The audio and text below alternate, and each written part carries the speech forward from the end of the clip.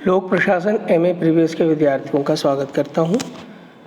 आज मैं आपको यूनिटी ऑफ कमांड के बारे में, जिसे आदेश की एकता अथवा निर्देश की एकता कहा जाता है, के संदर्भ में बताऊंगा कि यह कैसे एक प्रशासन का प्रमुख सिद्धांत है। जब भी हम संगठन की रचना की बात करते हैं तो पद सोपान की हम बात करते हैं कि बिना पद सोपान के किसी संगठन का निर्माण संभव नहीं है। उसी प्रकार से निर्देश की एकता या यूनिटी ऑफ कमांड के बिना भी संगठन का संचालन संभव नहीं है। तो यह एक सार्वभौमिक सिद्धांत के रूप में, संगठन के सार्वभौमिक सिद्धांत के रूप में स्थापित एक लोक प्रशासन के विषय के क्षेत्र में यह एक स्थापित सिद्धांत है। अब इसका अर्थ क्या है? इसका अर्थ यह है कि पद सोपानिक जो क्रम है उसमें जो अधीनस्थ कर्मचारी है वह उसके अनेक उच्च अधिकारी हो सकते हैं। जैसे कि कल हमने पद सोपान के को पढ़ते समय हमने देखा था, उस रेखा चित्र में, उस डायग्राम में देखा था कि तीसरे स्तर का जो कर्मचारी है वह उसके दूसरे स्तर के दो अधिकारी जो हैं वो उसके अधिकारी हो जाते हैं। जैसे सी का अधिकारी बी भी है, एम भी है, लेकिन किसकी बात माने? दोनों उसके अधिकारी। इसीलिए कि कर्मचारी जो है यानी अधीनस्थ जो अधिकारी है वो उसके अनेक अधिकारी हो सकते हैं, किंतु उसे एक और केवल एक उच्च अधिकारी से ही निर्देश प्राप्त करने चाहिए और उसी के प्रति उत्तरदायी भी होना चाहिए। तो यूनिटी ऑफ कमांड बहुत ही स्पष्ट और सरल सीधे शब्दों में परिभाषित किया जाता है कि निम्न अधिकारी को एक और केवल एक उच्च अधिकारी से ही निर्देश प्राप्त करने चाहिए और उसी के प्रति उत्तरदायी होना चाहिए। अगर एक से अधिक उच्च अधिकारियों से अगर वह आदेश प्राप्त करेगा तो कार्य में भ्रम, दोहराव या उत्तरदायित्वहीनता की स्थिति पैदा हो सकती है। तो ये अगर बहुत ही छोटे शब्दों में कहा जाए तो वन बॉस प्रिंसिपल है, मैंने it is a principle of one boss, मतलब जो सबऑर्डिनेट्स हैं उनका एक ही बॉस होना चाहिए। हेनरी फ्योल जो है इसको कैसे परिभाषित कर रहे हैं? एक कर्मचारी को सिर्फ एक श्रेष्ठता से ही आदेश मिलने चाहिए। श्रेष्ठता से, श्रेष्ठतर का मतलब बॉस से। प्रस्तस जो है वो देखो उसको कैसे परिभाषित कर रहे हैं कि निर्देशों में एकता की अवधारणा मांग करती है किसी संगठन का प्रत्येक सदस्य एक और सिर्फ एक नेता के प्रति जवाबदेह हो। तो हेनरी फ्योल आदेश शब्द को महत्व दे रहे हैं, प्रस्तस जो है जवाबदेह शब्द को। डेमोक क्या कहते हैं? निर्देश की एक श्रृंखला की उत्पत्ति निर्देश की एकता होती है। इसका सिद्धांत है कि प्रत्येक कर्मचारी का मात्र एक वरिष्ठ होना चाहिए, वन बॉस होना चाहिए। तो ये सारी बातें हैं। तो कुल मिलाकर आदेश की एकता जो है वो आखिरकार क्यों ज़रूरी है? तो जैसा मैंने कहा कि अगर दो अधिकारी होंगे, दोनों के परस्पर विरोधी निर्देश होंगे तो कर्मचारी के लिए भ्रम की स्थिति पैदा होगी कि किस अधिकारी की बात माने। एक उत्तर दिशा की बात कर रहा है, एक दक्षिण दिशा की बात कर रहा है, दोनों ही अधिकारी हैं, तो स्पष्टता तो होनी चाहिए निर्देश में। इसीलिए निर्देश की जो एकता है वह इस बात की मांग करती है कि एक ही बॉस हो और उस बॉस से जैसा वो कहे उसी के अनुसार जो है अधीनस्थ को आदेश की पालना करनी चाहिए।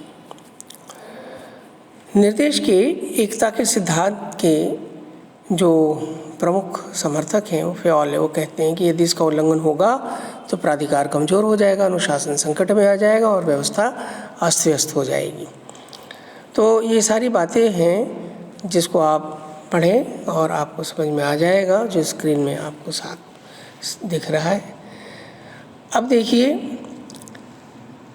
कई बार ऐसी स्थिति होती है कि एक से अधिक बॉस की बात भी माननी पड़ती है, और ख़ासकर Frederick Winslow Taylor, FW Taylor ने साइंटिफिक मैनेजमेंट और का जो सिद्धांत दिया था, प्रिंसिपल ऑफ साइंटिफिक मैनेजमेंट, उसमें उन्होंने फंक्शनल फोरमैनशिप यानी कार्यात्मक प्रबंधन की भी चर्चा की थी। कार्यात्मक प्रबंधन जो था वो उनकी उस योजना में कि जैसे किसी फैक्ट्री लाइन में 8 प्रकार के बॉस होंगे और कर्मचारी 8 प्रकार के भिन्न जो है बॉस से क्या प्राप्त करेगा, निर्देश प्राप्त करेगा।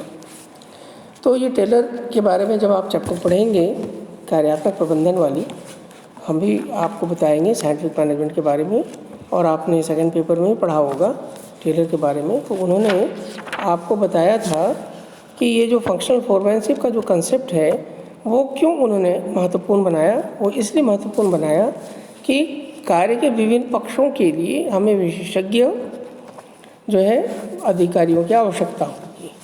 तो फैक्ट्री लाइन में क्या होता है कि सपोज कीजिए कार है, तो कार के इंजन में अगर कोई कर्मचारी काम कर रहा है, उसके इंजन मेकिंग में काम कर रहा है, उससे संबंधित उसको निर्देश लेना है, तो वो इंजन बनाने वाले, डिज़ाइन करने वाले इंजीनियर से वो निर्देश प्राप्त करेगा। उसी तरीके से यदि स्टीयरिंग संबंधी या ब्रेक संबंधी अगर कोई उसको निर्देश लेना है, तो वो उस विशेषज्ञ से जो उसको डील करता है उससे वो परामर्श करेगा।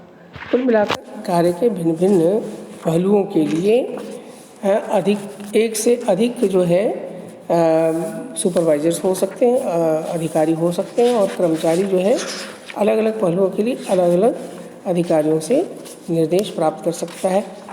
तो टेलर ने कार्यात्मक प्रबंधन की बात की। आपको ध्यान होगा कि उन्होंने नियोजन और क्रियान्वयन 2 विभिन्न प्रकार के अधिकारियों के वर्ग, सुपरवाइजर्स के वर्ग बनाए थे।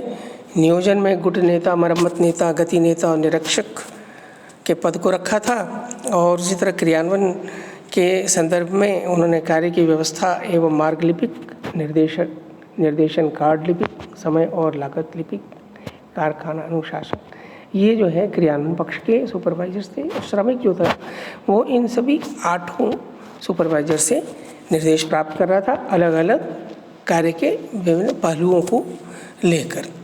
तो ये फेयोल और टेलर, फेयोल एक तरफ वन मैन वन बॉस की बात कर रहे हैं, उधर जो है टेलर कार्यात्मक प्रबंधन की बात कर रहे हैं। तो आभासी तौर पे ऐसा लगता है कि टेलर और फेयोल एक परस्पर विरोधी है, लेकिन अगर हम थोड़ा गहराई से देखें तो बात ऐसी नहीं है। क्यों नहीं है भाई बात ऐसी? कि कार्य के एक पक्ष के लिए वह केवल एक सुपरवाइजर से निर्देश प्राप्त करता है, दूसरे पक्ष के लिए दूसरे सुपरवाइजर से, तीसरे पक्ष के लिए तीसरे। तो यही चीज़ आप जिला प्रशासन में देखेंगे। कलेक्टर का जो पद है वो राज्य सरकार के सभी विभागों के द्वारा प्राप्त निर्देशों के अनुसार कार्य करता है, उनसे निर्देश लेता है, और प्रत्येक विभाग के योजनाओं को क्रियान्वित करने की जिम्मेदारी होती है, और उस विभाग के अधिकारी के प्रति वह उत्तरदायी होता है। इस प्रकार आज के समय में जहाँ कार्यात्मक विशिष्टीकरण का दौर चल रहा है, वहाँ पर एक नहीं बल्कि एक से अधिक बॉस होते हैं जो कार्य के भिन्न भिन्न पक्षों पर ध्यान देते हैं।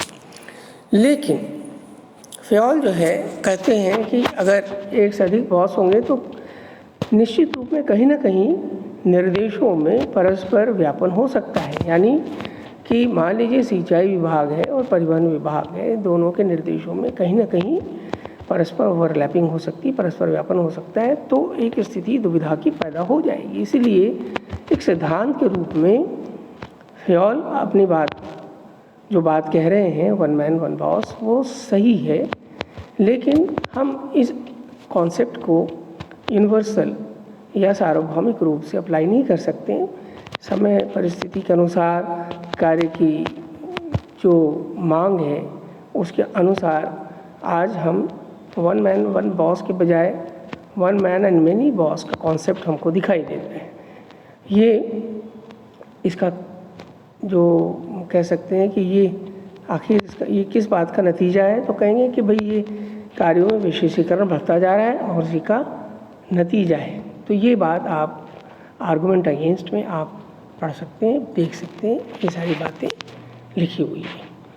तो निर्देश में एकता का सिद्धांत विशिष्टीकरण के सिद्धांत का विरोधी है, ऐसा हर्बर्ट साइमन ने कहा था। और हर्बर्ट साइमन आप पढ़ेंगे, आपको पता चलेगा कि उन्होंने शास्त्रीय विचारकों के बहुत सारे विचारों को परस्पर विरोधी बताया था, और उन्होंने यह उदाहरण अपनी बात को सिद्ध करने के लिए इस्तेमाल किया था कि जो शास्त्रीय विचारक थे उन्होंने जिन्हें सिद्धांत कहा, जिन कॉन्सेप्ट्स को उन्होंने थियरीज़ कहा, वो एक्चुअली थियरीज़ नहीं, कॉमन सेंस प्रपोजिशंस है, यानी सामान्य बुद्धि की जो है बात है।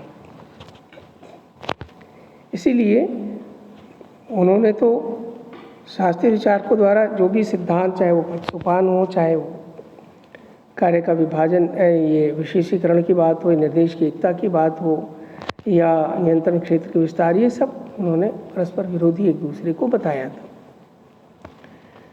तो अर्थ ये है कि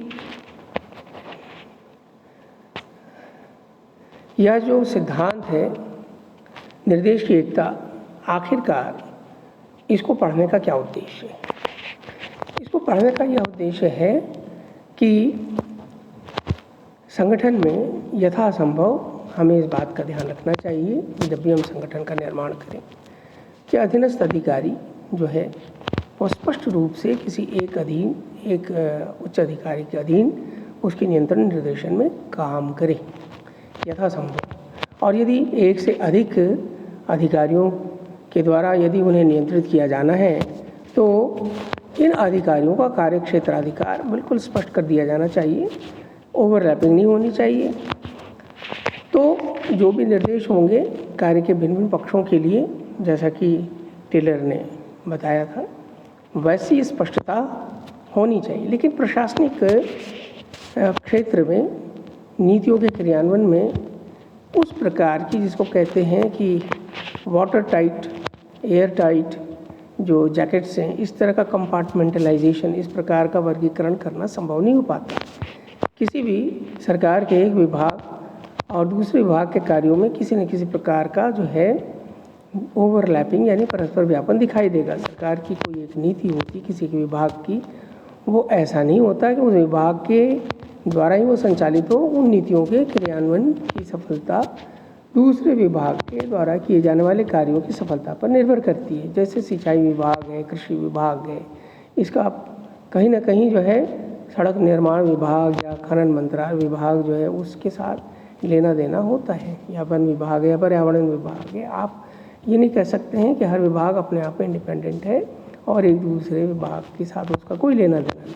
तो जब एक के कार्य दूसरे के कार्यों के साथ कहीं ना कहीं ओवरलैप करते हैं, तो ऐसी स्थिति में इनसे संबंधित जो अधिकारी हैं जब अधीनस्थ अधिकारियों को नियंत्रित और निर्देशित करते हैं, खासकर क्षेत्रीय स्तर पे या जिला स्तर पे, तो ये जो है यूनिटी ऑफ कमांड के सिद्धांत का उल्लंघन आप देख पाएंगे, उसका होता ही होता है। और इसलिए समन्वय एक बहुत बड़ी चुनौती के रूप में खासकर जिला स्तर पर उभर कर आती है। तो यदि आप किसी कलेक्टर से उनसे बात करें, चर्चा करें, उनसे अनुभव पूछें, तो उनकी सबसे बड़ी समस्या ये है कि परस्पर विरोधी और टकराव वाले, हित वाले निर्देश उनको मिलते रहते हैं, और उनकी सबसे बड़ी चुनौती होती है कि इस प्रकार के निर्देशों में कैसे समन्वय स्थापित करें। इसलिए कलेक्टर का जो पद है वो एक एग्जीक्यूटिव का भी पद है, वो एग्जीक्यूट भी कर रहा है निर्देशों को जो विभागीय स्तर से, क्षेत्रीय संभागीय स्तर से या जो राज्य स्तर से उसको प्राप्त हो रहे हैं, उन निर्देशों को जिला स्तर पर क्रियान्वित कर रहा है। लेकिन साथ ही साथ उसकी सबसे बड़ी समस्या होती है कि वह समन्वय उसको स्थापित करना होता है, परस्पर विरोधी निर्देशों में समन्वय स्थापित करना है। इसलिए कलेक्टर का पद आजकल एक कोऑर्डिनेटर का पद ज़्यादा हो गया है, एक समन्वयक का पद ज़्यादा है।